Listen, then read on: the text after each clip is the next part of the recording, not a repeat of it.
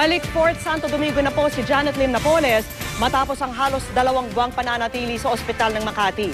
Alinsunod po yan sa utos ng Makati RTC. Bantay sarado ang convoy ng itinuturong utak ng pork barrel scam sa biyahe pabalik ng kulungan. At live mula sa Santa Rosa, Laguna, saksi si Mav Gonzalez.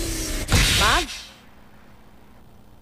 Vicky, ngayon nga nasa kwarto niya na ulit itong si Janet Lim Napoles matapos ibalik dito sa Fort Santo Domingo. Nananatili namang bantay sarado itong labas ng gate at hindi na nagpapasok ng media sa loob.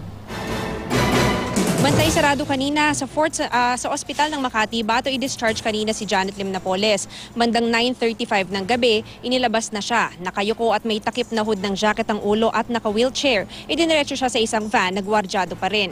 Ibinalik siya sa Fort Santo Domingo matapos ibasura ni Makati RTC Judge Elmo Alameda ang hiling na manatili pa siya sa ospital ng Makati.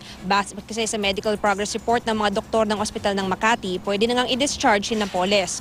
Mula naman sa Makati, naging mabilis ang pagbiyahe kay Napoles. Kakonvoy ng sinakyan niya ang 5 iba pang ambulansya at patrol cars ng PNP Region 4A, Makati Police at Special Action Force. May hagad ding motorsiklo sa unahan at buntot ng convoy para masigurong mabilis at ligtas ang transfer.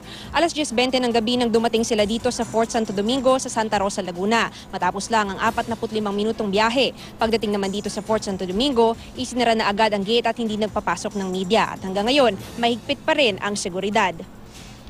Vicky, ayon naman kay Police Chief Superintendent Jesus Gatchalian, siya yung Regional Director ng PNP Calabarzon, ay wala raw nakasamang pamilya o abogado si Janet Lim Napoles pagbalik niya dito sa Fort Santo Domingo. Ngayon daw ang nakasama na lang niya ay yung 2 close-in female security niya, pati na rin yung nurse ng PNP na magbabantay sa kanya habang nagpapagaling sa kwarto.